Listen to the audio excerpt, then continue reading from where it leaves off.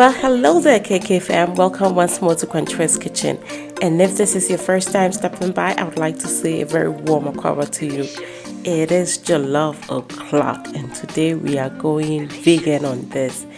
It is very nutritious, absolutely delicious, flavor packed, and you are simply going to love this recipe. Come along and let's do some cooking.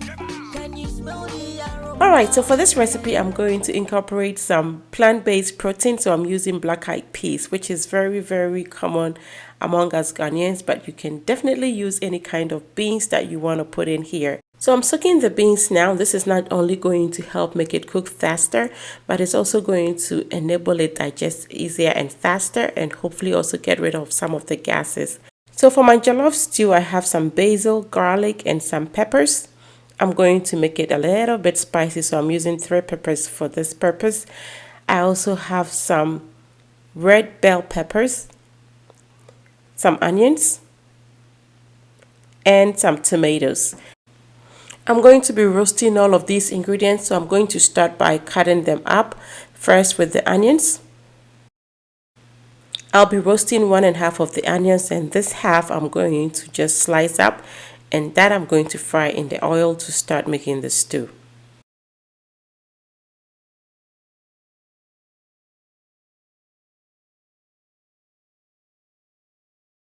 And I'm going to put my diced onions into my roasting pan, trying to separate the onions so they are thinner and quicker to cook. I'm going to roast these ingredients in the oven, so I want it to cook as fast and quickly as possible. I'm going to add my garlic, peppers, and my basil.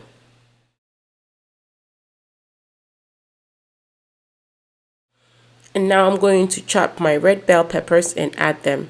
So I'm using 3 bell peppers, and for that reason I'm going to use way less tomatoes, and I'm not going to put any tomato paste in this stew for the jollof. So the red bell peppers are bright red, so they always make your stew look very, very, very colorful. The color is just as it would have been if you added some tomato paste. You could definitely add tomato paste if you want, but I'm trying to go all natural on this. So just the red bell peppers, and in addition it adds a little hint of sweetness to your stew, which I've come to really love. It's not sweet like you have sugar, but it has a hint of sweetness. Hopefully you will like it as well in your stew. So I'm going to just cut them up into big chunks, and these will go straight into the roasting pan as well with the rest of the ingredients.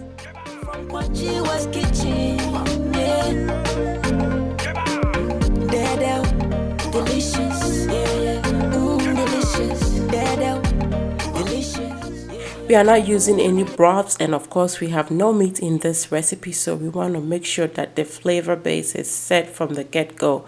And so we are going to use these ingredients that you would typically have in a meal pour. We already have our onions, and now we have our celery. I'm also going to cut some carrots.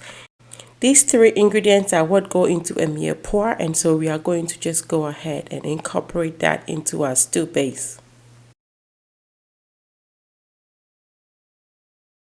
I'm also going to cut up my tomatoes and add them in here with the rest of the ingredients to roast.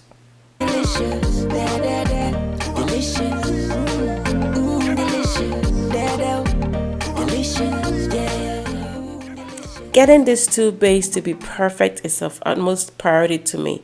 I've added in here some salt. I'm going to add some black pepper as well.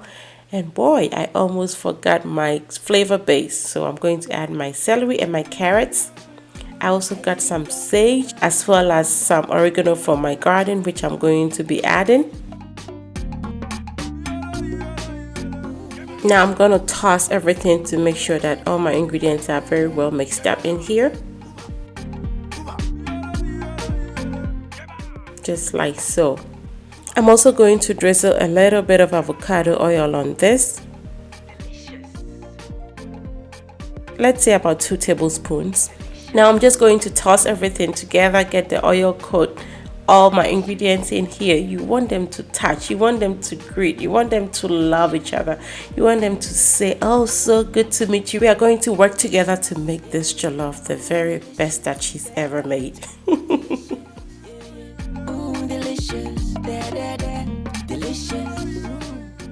I have my oven preheated at 450 degrees Fahrenheit, and I'm going to roast these in there for a whole hour.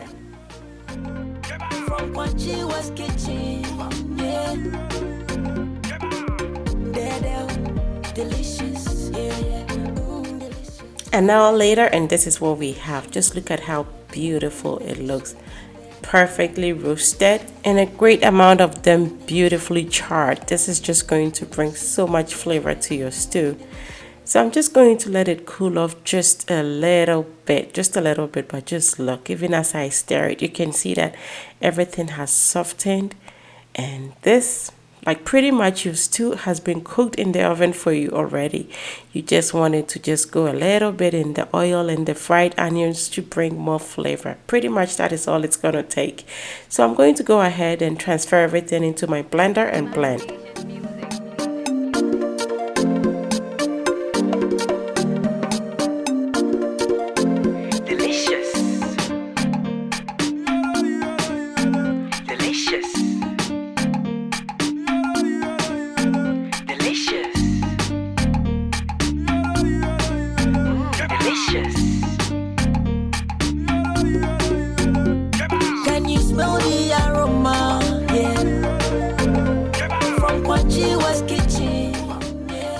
Once this is done being blended, I'm going to start making my stew. So I'm going to pour some avocado oil into my pot. Just about 1/3 of a cup is all you need. I'm going to add my sliced onions at this point, and I'm going to fry this until they become golden.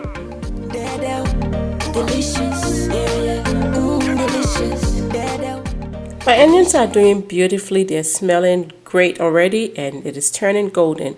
Perfect time for me to add my curry. I have a teaspoon of curry powder right here. I'm going to add that.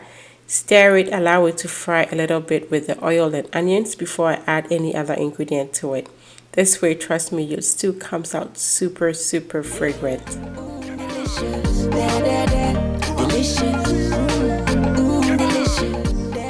After about a full minute of frying the curry in here, I'm going to add my blended vegetables, all of it in here, and it is hot already from the blender.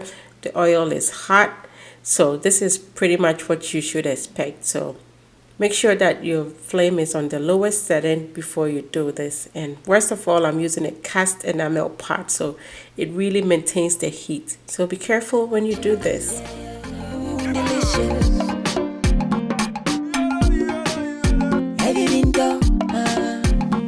Now I'm going to allow my stew to cook for about 20 minutes just to simmer down, and about 20 minutes later on the very lowest setting, this is what we have. It has reduced just a little bit. It smells amazing, amazing. If you're making pasta, this is ready. This is just your tomato stew already done as well. You know, let it thicken up a little bit more for your rice, but for pasta or spaghetti, this is just so, so perfect. Well, we are making jollof, so I'm not going to overcook this at this point. I am just going to go ahead and focus on my beans that I soaked. Look at this. It has swollen. It is looking gorgeous. And like I said, this is going to be the protein in our jollof. So I'm going to rinse this off, wash it thoroughly, and then I'm going to add it into my stew. Tasty.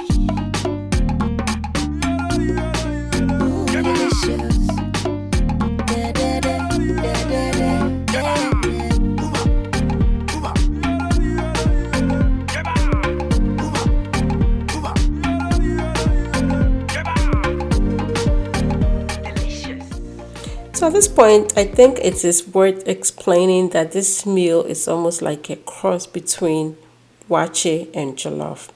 So the stew has thickened up just a little bit more whilst I was getting my beans ready. I'm going to introduce the beans here just like I would have if I was making wache. And because this is a vegan dish, I'm going to be using Better Than Beyond. I'm using the vegetable one instead of anything that is animal based.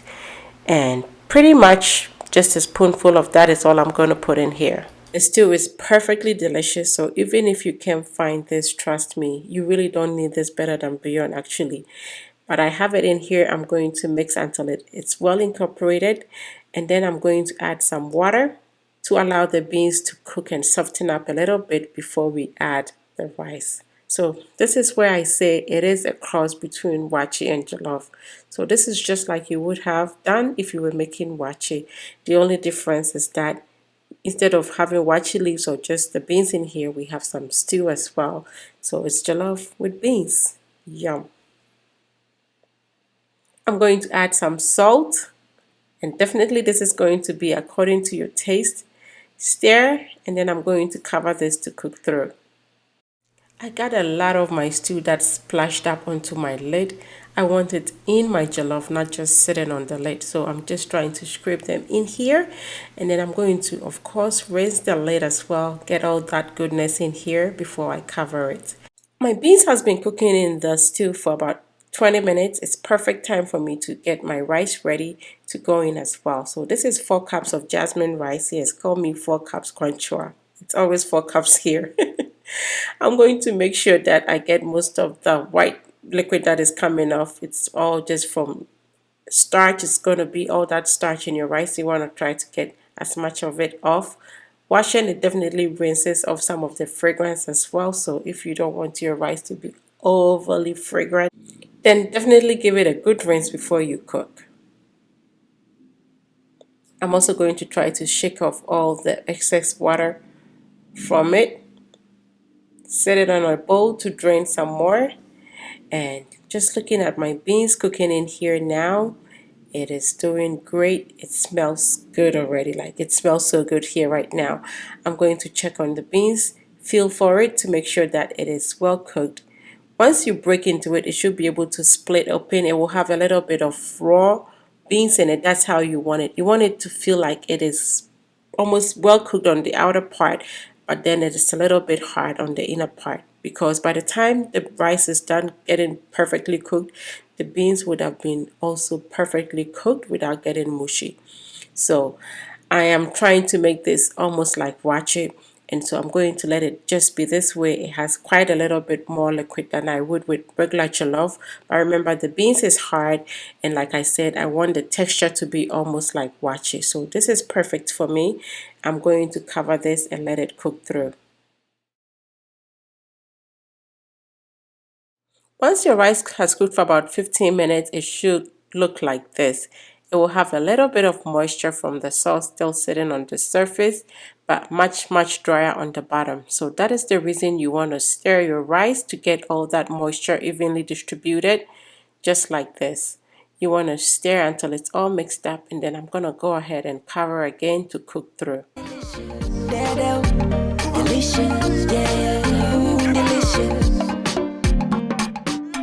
Another 15 minutes later and our jollof is perfectly cooked. It smells amazing. The texture is just like I would have wanted it, a little bit soft, almost towards how wachi would have been. It is absolutely fragrant, very delicious. It has a hint of sweetness to it, and that is from the red bell peppers. It is so good. Remember, absolutely no tomato paste in here, but the color very popping. Try this. I know you are going to love it. Well fam, this is a complete dish on its own, but I paired mine with some soya kebab. So it has lots of vegetables in here, and the soya kebab, of course, is made from soya bean. I actually made it easier by using tofu. The recipe is here already, and I'm going to link it up here for you. I hope you try these 2 simple recipes. Vegan family, I hope I got you covered with this one. Thank you so much for watching. If this is your first time watching me, my name is Kwanchua, and making simple, replicable family meals like this is what truly makes my heart happy. And I hope you subscribe to my channel. And until I come your way next time with something delicious, be loving, be kind, be happy. No, I'm making a video, I'm not done. What? Yes, if I go, it will be burnt.